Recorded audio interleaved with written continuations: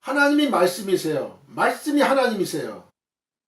우리가 요한복음 한번 볼까요?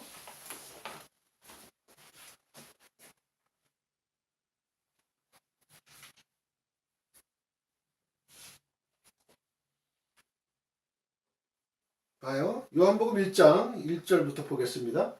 태초에 말씀이 계시니라. 말씀이 하나님이에요. 하나님. 이 말씀이 하나님과 함께 계셨으니 이 말씀은 곧 하나님이시니라. 이 말씀이 하나님이에요. 말씀이. This word was God.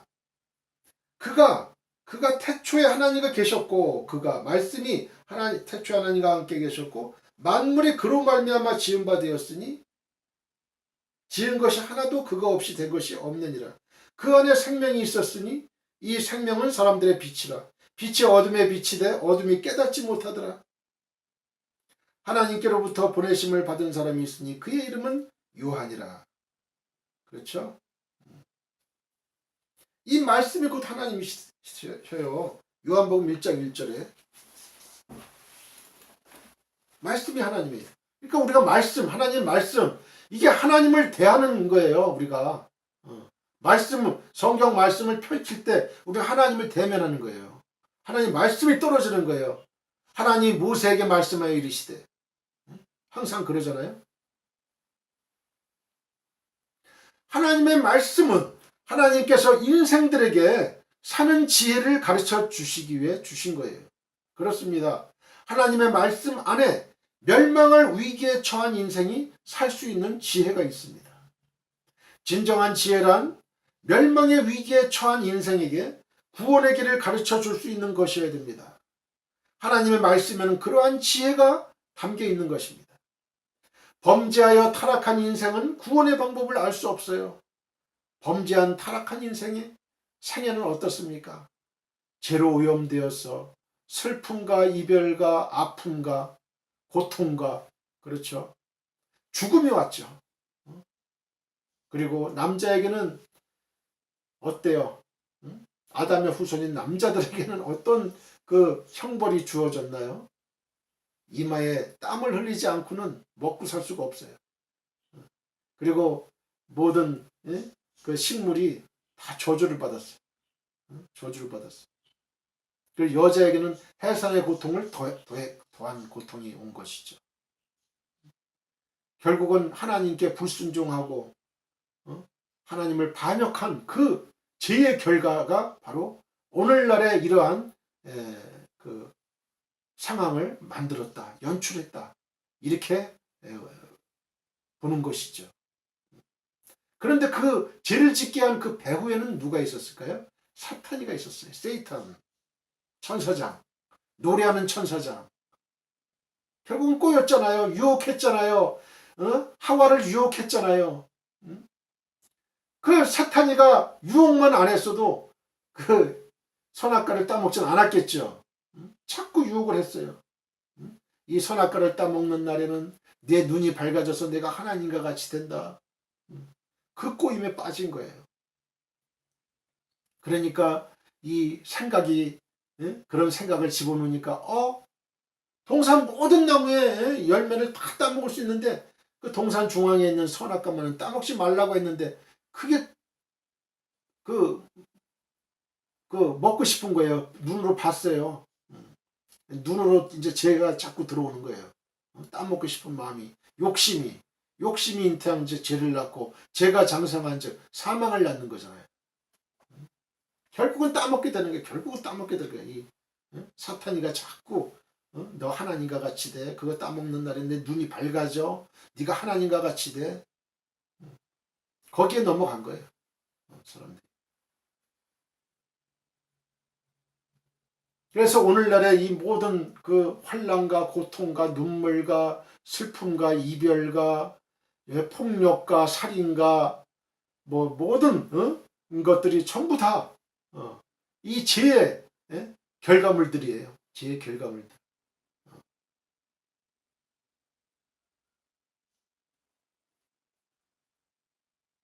범죄에서 타락한 인생은 구원의 방법을 알 수 없는 거예요.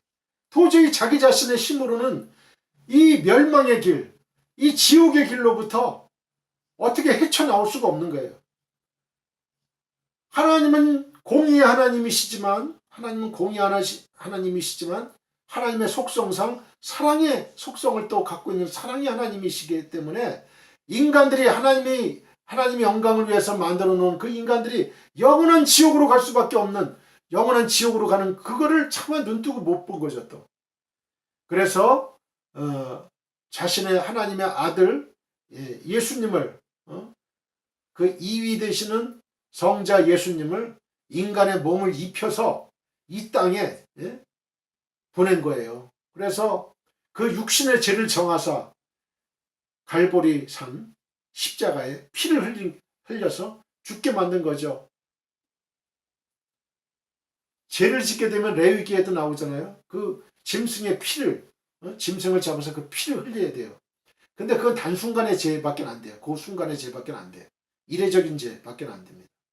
영원한 죄를 속하기 위해서는 죄가 없으신, 하나도 한 점 죄가 없으신 하나님의 아들이신 그분이 우리를 대신해서 십자가에서 우리를 대신해서 피를 흘려 돌아가셔야 되는 그 길을 하나님께서 선택하신 거예요. 하나님이 나를 사랑 안 하시는가 봐. 뭐 이렇게 원망하고 불평하고 의심하고 뭐 이런 사람들이 있잖아요. 그죠? 이거 다 내려놔야 돼요. 그게 아니에요. 하나님은 우리를 그만큼 사랑하셨기 때문에 그 십자가에 자기 아들을 십자가에 못 박아서 죽인 거예요. 엘리 엘리 라마 사박다니 나의 하나님 어찌하여 나를 버리시나이까. 그 예수님이 그 마지막에 영원히 떠나시기 전에 그 외쳤던 거기에도 하나님은 이런 방구 대꾸를 안 하신 거예요. 그걸 참으신 거예요. 그거를. 왜? 너는 죽어야 된다. 인간의 죄를 위해서 너는 죽어야 된다. 그래야 인간이 살 수 있다. 그래야 인간이 구원받을 수 있다. 인간이 그래야 천국에 갈 수 있다. 그래야 회개한 인간들은 내 자녀가 될 수 있다. 그 길을 제시하신 거죠. 구원은 오직 하나님의 방법으로만 가능한데 타락한 인생은 그러한 하나님의 방법을 알 수가 없습니다. 그래서 하나님은 인생들이 당신의 구원의 방법을 알 수 있도록 친히 계시해 주셨습니다. 그러한 하나님의 계시의 종합물이 바로 하나님의 말씀, 곧 성경입니다. 그러므로 성경을 통하지 않고는 어느 누구도 구원에 이르지 못합니다. 그런데 인간들은 범죄 이후에 줄곧 자신들의 탐구로 구원의 방법을 알고자 하였어요. 그리고 그 결과 다양한 구원의 방법들이 제시되었습니다. 또 그러한 구원의 방법을 기록한 책들도 많이 나왔습니다. 그러나 그러한 것들은 인간이 만들어낸 것일 뿐 진정한 구원의 방법은 아닙니다. 그러한 구원의 방법들은 하나님의 구원의 방법과는 거리가 먼 것이고 도리어 사람을 더 큰 곤경에 몰아넣을 뿐입니다. 인간이 그러한 구원의 방법으로 구원을 얻으려고 시도하면 할수록 구원과는 더욱 거리가 멀어질 뿐입니다. 실제로 보세요. 인간의 탐구로 만들어진 구원의 방법대로 다른 종교나 철학 등에 의존하는 사람일수록 복음을 멀리하지 않나요? 실로 인간이 만든 구원의 방법은 인간을 살리는 지혜인 것처럼 보이지만 사실은 다 거짓이요 허무한 것에 지나지 않습니다. 여러분, 참된 지혜의 보고는 오직 하나입니다. 하나님이 구원의 길을 기록하여 주신 성경만이 지혜의 보고입니다. 성경을 읽고 그 가르침을 받으며 순종하는 자가 지혜 있는 자여 구원에 이르는 자입니다. 요한복음 20장 31절에 사도 요한은 성경의 기록 목적을 이렇게 했어요. 생명을 얻게 하는 데 있다고 했어요. 생명을 얻게 하는 데. 사도 바울은 디모데후서 3장 15절에 또 어려서부터 성경을 알았나니 성경은 능히 너로 하여금 그리스도 예수 안에 있는 믿음으로 말미암아 구원에 이르는 지혜가 있게 하느니라 라고 했습니다. 그렇습니다. 성경은 구원에 이르는 지혜가 있습니다. 하나님의 계시의 말씀인 이 성경만이 멸망할 위기에 처한 인생에게 구원의 길을 제시해 줍니다. 구원의 길을 제시해 주는 책, 이건 성경밖에 없어요. The Bible. 우리는 성경을 통해서만 구원의 길인 예수 그리스도를 발견할 수 있고 예수를 믿어서 영생을 얻을 수 있습니다. Eternal life, 영생을 얻을 수 있습니다. 그러므로 여러분은 더욱 성경을 묵상함으로 되새김질해야 돼. 되새김질 자꾸 구원의 첩경에서 떠나지 않게 되기를 바랍니다. 요한복음 6장 63절 살리는 것은 영이니 육은 무익하니라. 내가 너희에게 이른 말은 영이요 생명이라. 로마서 1장 16절 내가 복음을 부끄러워하지 아니하노니 이 복음은 모든 믿는 자에게 구원을 주시는 하나님의 능력이 됨이라. 먼저는 유대인에게요 그리고 헬라인에게로다. 복음은 모든 믿는 자에게 하나님의 능력이 됩니다. 하나님을 섬기는 바른 태도는 두려움과 즐거움을 함께 갖는 것입니다. 11절을 보면 여호와를 경외함으로 섬기고 떨며 즐거워하라고 하였습니다. 여기에 보면 여호와를 섬김에 있어서 성도가 가져야 할 두 가지 태도가 나오는데요. 곧 떠는 거, 트렘블링, 떠는 거하고 리조이스, 즐거워하는 것입니다.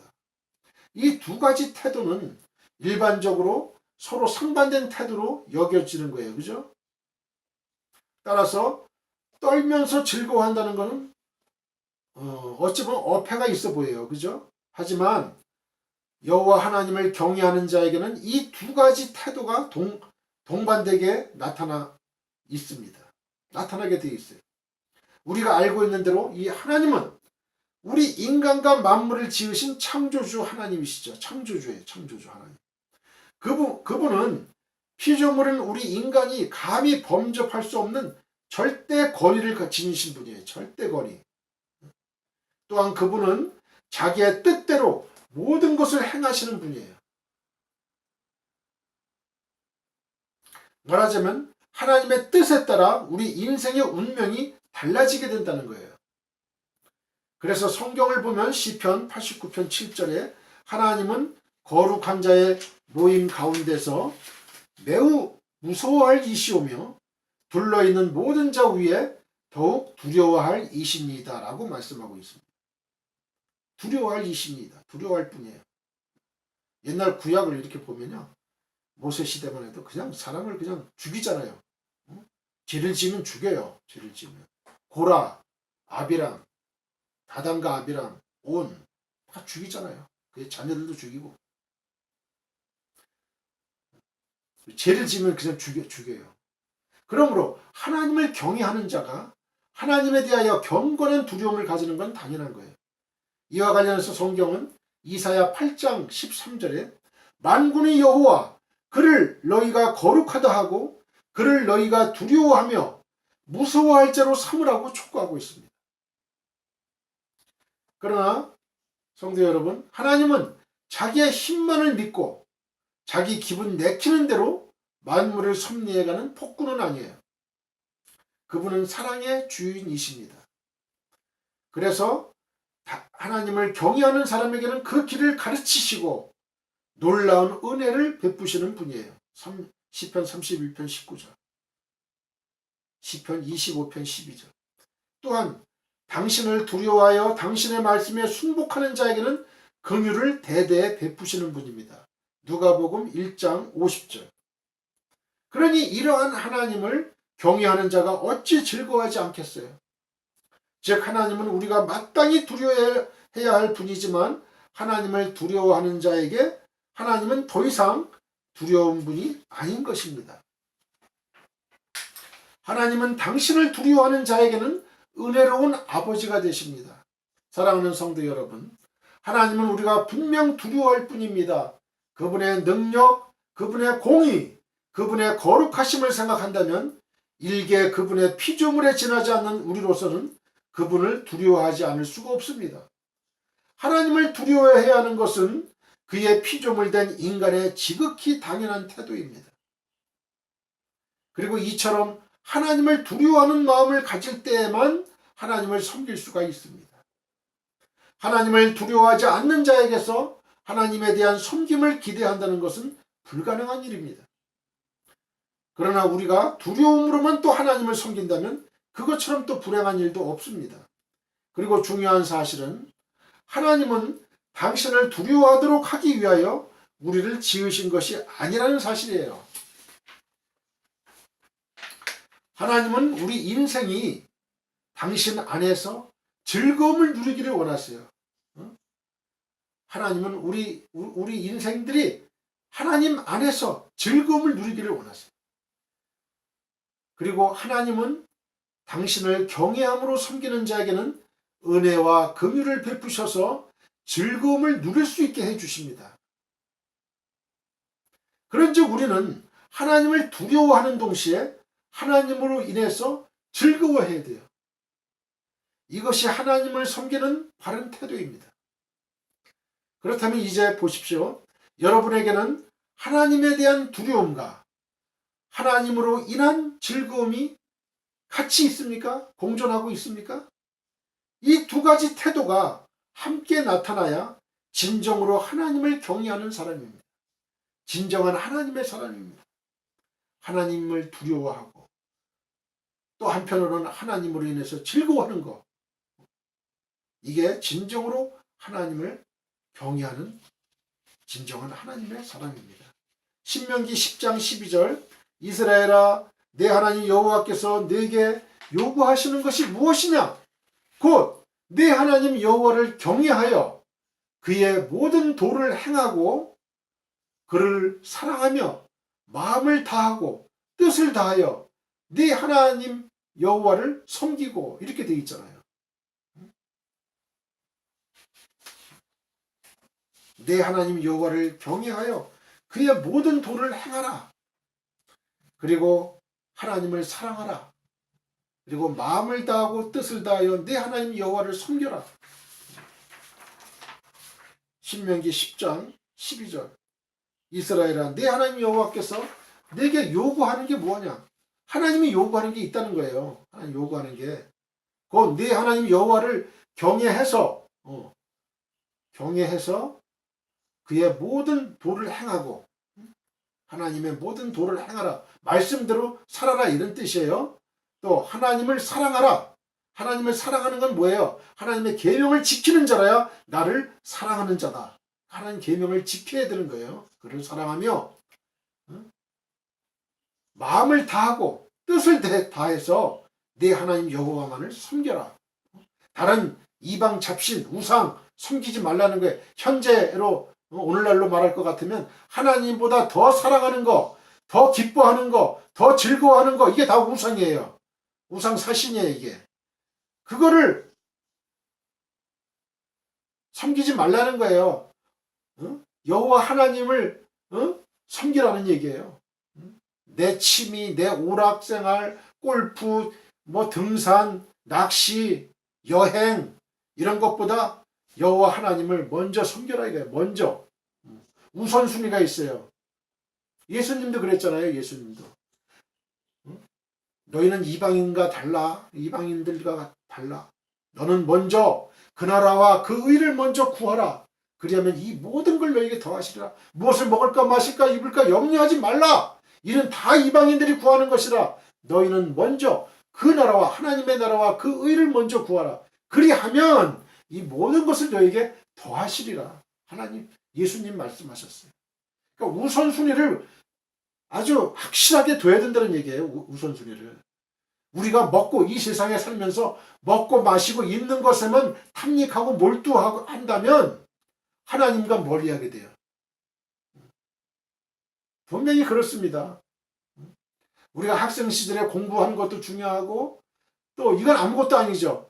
이제 학교를 졸업하면 사회에 나가잖아요. 회사에 다니잖아요. 사업을 하잖아요.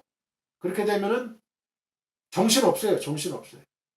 그럴수록 먼저 새벽에 먼저 일어나서 하나님 말씀 읽고 기도하고 찬양하고 그리고 생활 전선에 나가야 되는 거예요. 그래야 그 하루 승리할 수 있는 거예요. 하나님 붙잡고 승리할 수 있는 거예요. 하나님 붙잡고 승리할 수 있는 거예요. 하나님의 교회에 나갈 형편이 안 되면 그 자리에서 집에서라도 성경을 보라는 거예요. 기도하고 찬양하라는 얘기예요. 그래서 말씀의 충만, 성령 충만함을 받고 하나님 충만함을 받고 마귀가 덕실거리는 마귀가 작동하는 그런 이 세상에서 우리가 하나님 말씀으로 승리할 수 있는 거예요. 날마다 그시그시 하나님께 기도하는 거예요. 눈을 뜨고도 기도할 수 있어요. 하나님 어떻게 할까요?